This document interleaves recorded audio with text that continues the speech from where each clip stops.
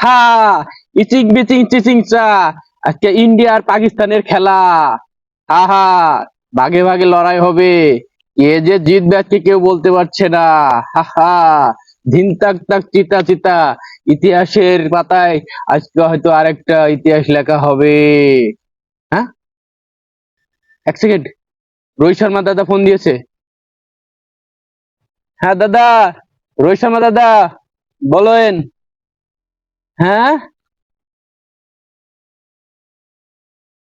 ধিন তাক তাক চিতা চিতা, পাকিস্তান প্লেসই পাবে না।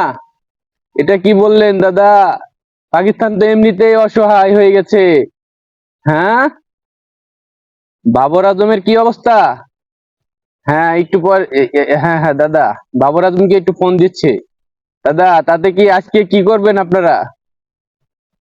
400, 400 রান করলে ভাই, দাদা ওরা তো এমনিতেই শুয়ে পড়বে। বাবর আজম তো এমনিতেই খবর খারাপ। যাই হোক, আমি বাবর আজমকে ফোন দিচ্ছি, দাঁড়ান।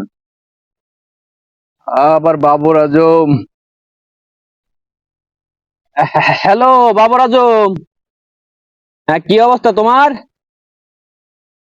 হ্যাঁ, কম্বলের নিচে এখনো হান্দায় আছো? কি কি শরীর খারাপ নাকি তোমার? হ্যাঁ, বেরিয়ে যাচ্ছে? ইন্ডিয়ার সাথে খেলা হলে তোমার বেরিয়ে যায়? আহা গো, আজকে যদি হারো তোমরা তো বাড়ির টিকিট কাটতো। ওহো, আহা, এখনো কম্বলের নিচে আছো? বাড়াও বাড়াও। রোহিত শর্মা দাদা ফোন দিয়েছিল তো, তোমার কি অবস্থা সেটা জানতে বললো। তোমার বেরিয়ে যাচ্ছে। কয়বার বেরিয়ে গেল? হ্যাঁ, 10-15 বার বেরিয়ে গেছে। আরে ভাই, আজকে ইম্পর্টেন্ট একটা ম্যাচ, এই ম্যাচে যদি তোমার বেরিয়ে যায় তুমি আবার কবে দাঁড়াবা? আচ্ছা ঠিক আছে। আজকে এই পাকিস্তান আর ইন্ডিয়ার খেলায় যে কি পর্যায়ের একটা জমজমাট ব্যাপার আছে, তা ভাষায় প্রকাশ করা যাবে না। হ্যাঁ, আবার কে ফোন দিল? বিরাট কোহলি, বিরাট কোহলি। হ্যাঁ দাদা, বিরাট দাদা কি খবর আপনার?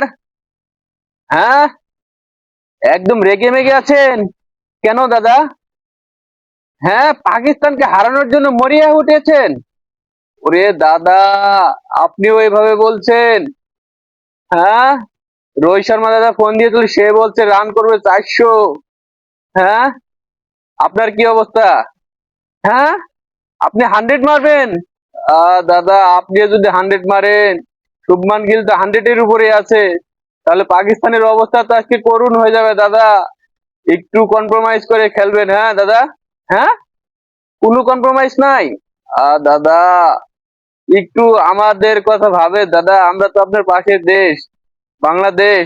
আমাদের সাথে যেটা করলেন সেটা পাকিস্তানের সাথে করেন না। আমাদেরকে একটু সান্ত্বনা দেন ভাই। হ্যাঁ, কোনো সান্ত্বনা নাই একদম। দাদা, এত কঠিন আপনি? আচ্ছা যাই হোক দাদা।